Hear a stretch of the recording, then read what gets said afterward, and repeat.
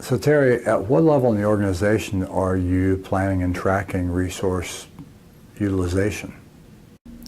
Actually, with resource utilization, we've actually just started with the resource management component and as we're maturing and advancing our functionality. So just this past year, we've implemented that within one of the departments that we have at Mayo Clinic, really to get some experience with it. And then what we're going to be doing in the next year is scaling it even broader to larger parts of the organization.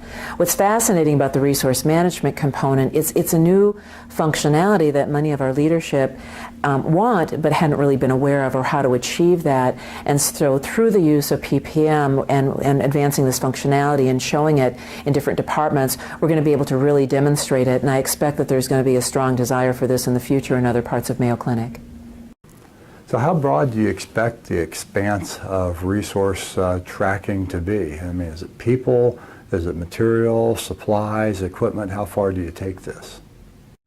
Actually, the resource management component that we're looking at will primarily be people, and the reason for that is that our organization, about 70–80% of the cost of the organization is the people. And so that's really the most important thing to track. As far as equipment, supplies, other types of things like that, those are already tracked through other financial systems and services, so there really is really the greatest value in tracking our greatest resource, which is our people. So Terry, with resource management and tracking, how long has it taken you to get there? Well, actually, as I mentioned, we started our ePMO 8 years ago, and again, just bringing this enterprise, function across Mayo Clinic. So our focus initially was on just the transparency. What are the projects we're doing? What's the status? How to get our leadership engaged in that.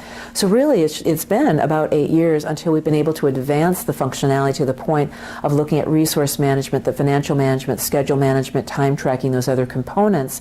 As parts of the organization have matured to the level that they're able to start adopting and implementing that advanced functionality. So are you dealing with costing any of your resources, and is there any integration with your financial systems? As far as the pricing of resource management and the financial aspect of it, we're just really on the very beginning stages of that. We do have some resource costs, that we have for the individuals that we're tracking at this particular point in time, and we'll expand that even further.